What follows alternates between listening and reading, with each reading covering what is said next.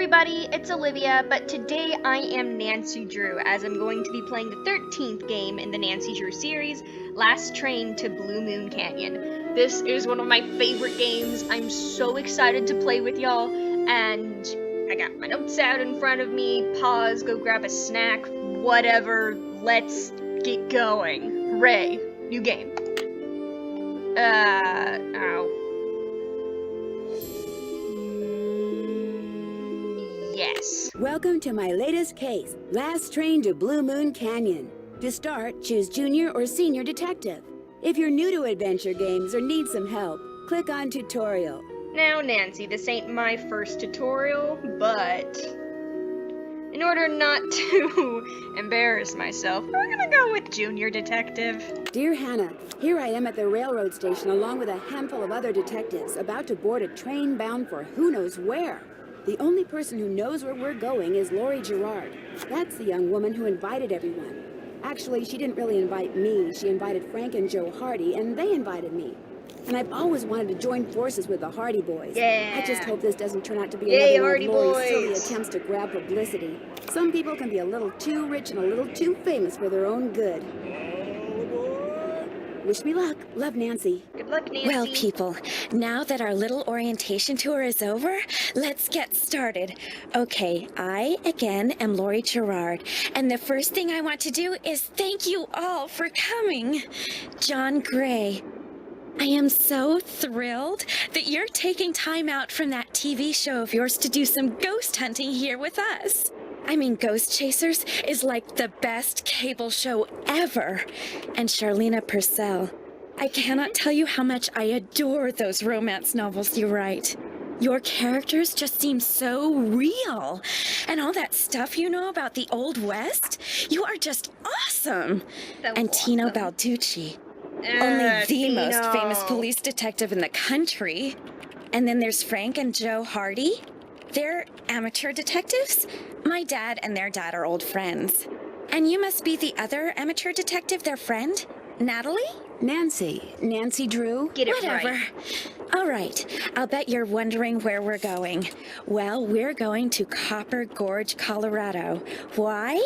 To solve the mystery of what happened to Jake Hurley, the man who originally owned this train. Because, see, one day in 1903, this train was found in a place called Blue Moon Canyon, which was out in the middle of the Nevada desert. Only the engineer was on board, and he was dead. As for Jake Hurley, he had disappeared from the face of the earth. Oh, and two more things. Before he disappeared, Jake was rumored to have found the richest gold mine in the world. And the train he owned, this train, his wife Camille died on it while they were going to the gold fields. It was rumored to be haunted. Oh no! Haunted! Lights out. She screams. Oh my gosh. What in the world? Hey, what's going on? People should never go tampering with things they don't understand. Oh, brother. Oh gosh. It's okay. Everybody just stay calm. Yeah? No need to panic. Okay. I'll get to the bottom of this. Yeah, you do that. Well, Nancy, you're up on all that social etiquette stuff. What are you supposed to do when your hostess vanishes into thin air? The looks on everybody's faces. Nobody cares. If I don't seem concerned, it's because I'm not. Really? Lori Gerard is a young woman whose only goal in life is to be famous. She craves attention and habitually uses her father's considerable wealth to get it. Alright, lengthy intro, but now I've got control of my life. Sort of. I can choose between these two conversation topics. How well do you know her?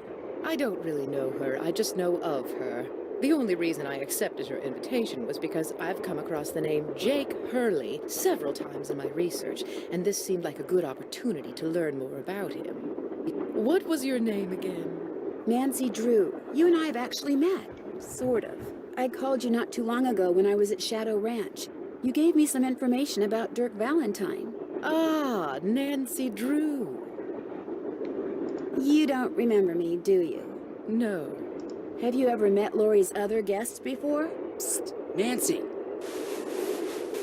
Come here. Excuse me for a second. Alright, and now we have even more control. Hooray! So we have down here, our inventory is aglow, we have a pencil to our name.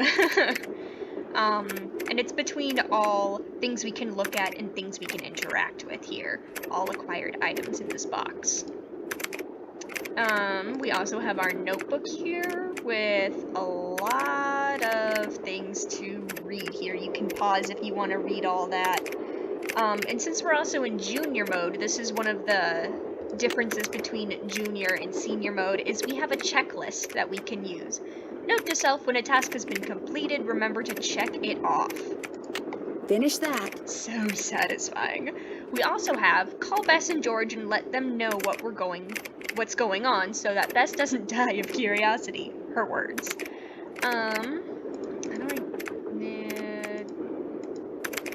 There we go. Okay. Oh, and our phone just glowed up. And it's from checking out our notebook and seeing the checklist that we're supposed to call George, which we can do so later on in the game. We can call Bess, or we can call home. Right now, back to menu, we can also check our email, a message from your email provider. What do they have to say? Dear valued customer, Flecium Telecommunications is temporarily unable to provide you with email access. We are sorry for any inconvenience this is causing you, unless of course you are a hacker, in which case we're not sorry at all. Clever.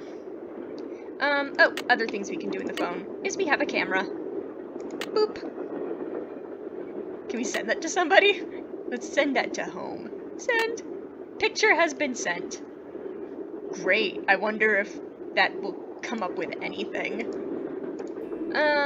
Let's go over to Frank and George. Yo. Hey, Nance. Where have you two been? I followed Tino Balducci. And I went after John Gray. He went straight to the room in the car that used to be Camille's and didn't come out again. I could hear all these weird noises coming from inside. Did you talk to him? I was just about to go in, but the next thing I know, Joe's got my arm in a vice grip and is dragging me back here, babbling about how Balducci's our guy. He found something on the floor right where Laurie was standing when the train went dark. I saw him pick it up and put it in his pocket. Then he left. Did you see what it was? When I tried to talk to him, he just kind of brushed me aside and said something snotty like, "I'm on the job here, Junior, so just go back to the playground and stay out of the way." In case you two hadn't noticed, we're not getting a lot of respect around here. Aw. Can't we at least tell Balducci that we do stuff for ATAC? You know the rules. ATAC? American Teens Against Crime. We do a lot of undercover work for them. Wonder Cop's probably never even been undercover. Joe, let it go. Let it go, What'd Joe. Charlena have to say? She thinks Laurie is faking this whole disappearance thing. She's not the only one. How can you say that? You heard Laurie scream. Anybody can scream, Joe. Especially girls whose fathers have given them acting lessons along with everything else they've ever wanted. What about you, Nancy? What do you think? I have to pick a side. Joe, you're a lot of fun, but I honestly have to agree with Frank here. Oh, let's just agree with Joe. I kind of agree with you. You've got to be kidding. Just that deadpan, like, are you serious? Has anyone talked to the engineer? Not that I know of. Then I'm going to head up front and tell him what's happened. Maybe he knows something we don't. Good idea. In the meantime, we'll take another look around in here. Great. Catch you later. Alright, back to your books, boys. Let's go talk to the engineer. Straight ahead. This funny-looking thing. Engineer, what do you want? Hello, I'm one of the passengers, and I just thought you should know that Laurie Gerard has disappeared. So? Did you know she was going to disappear? Hey, all I know is I take orders from Miss Gerard, okay? Right now my orders are to get this train to Copper Gorge non-stop. And until Miss Gerard tells me otherwise, that's what I'm gonna do. Shouldn't you at least call the authorities? It'll be my pleasure, just as soon as Miss Gerard orders me to. But- Now, if you'll excuse me, I got me a train to run. He got him a train to run. Not very convincing, dude. Alright, I don't trust the engineer one bit. That's all I'm saying. What else can we do here? This door goes outside. Opening it now would not be a good idea. Safety first. Good job, Nancy. There's other things we can look at in here. A square and a duck. Otherwise known as a squawk. It looks like this thing opens up. But how? How indeed. We can Looks also like take a some look sort at of this. steam valve. Yeah, Nancy, thanks. Uh-oh, that doesn't look good.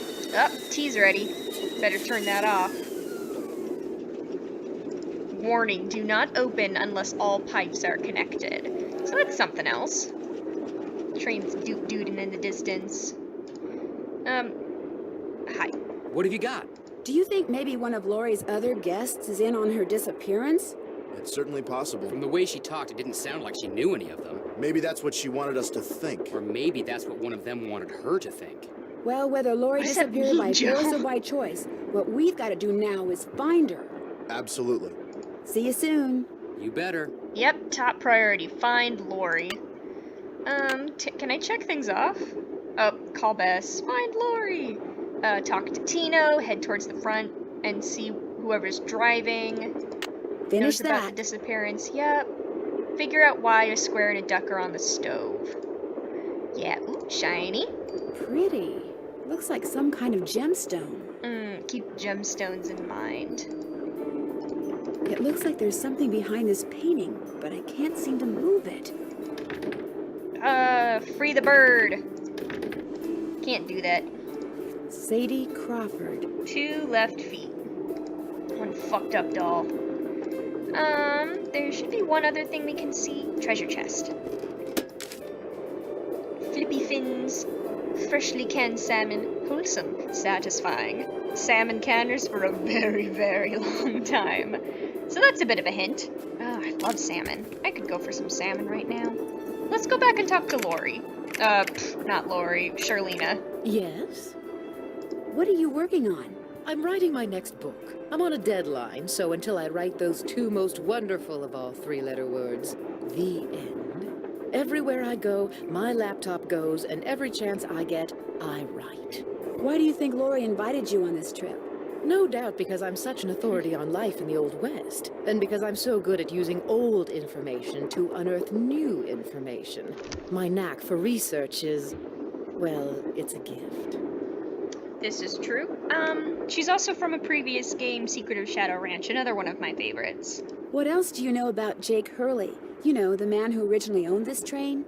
Wealthy, imaginative, adventurous, stubborn, egocentric, and most importantly, he was smitten at the age of 35 by a young French woman named Camille Voulet, who died about a year after they were married. She says that's most important because she writes romance novels with her very short arms. Where was he from? East Coast, Philadelphia, I think. His parents were British aristocrats. Sometime in the 1870s, he decided to seek his fortune out west, so he had this train custom built so that he, and some years later his wife, could traverse the mountains and plains in relative comfort. I want a train. Where did he meet Camille? I don't know that. The circumstances surrounding her passing are a bit of a mystery, too.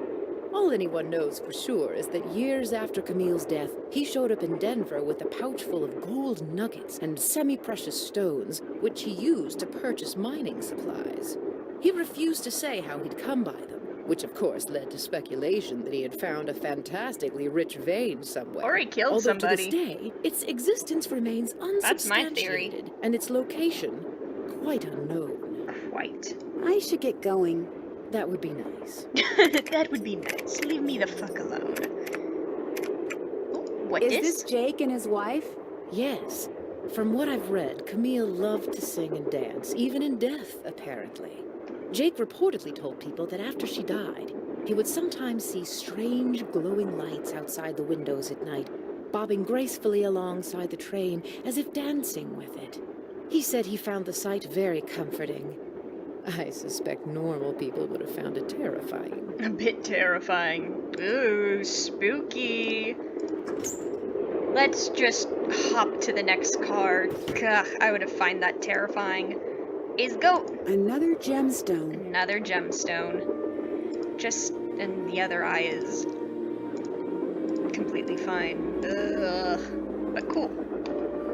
Ooh, what's this? Aha, first puzzle. This puzzle we have to get these tiles to match the picture up here. But I am decidedly out of time for this episode, so that's something y'all can look forward to in the next time. Thank you so much for watching, and I will see you next time. We will unveil the mysteries. This must have been the sleeping car. Well, I guess that's the end. I could never want to know anything else. This is a sleeping car. Mystery solved. See y'all next time. Bye-bye.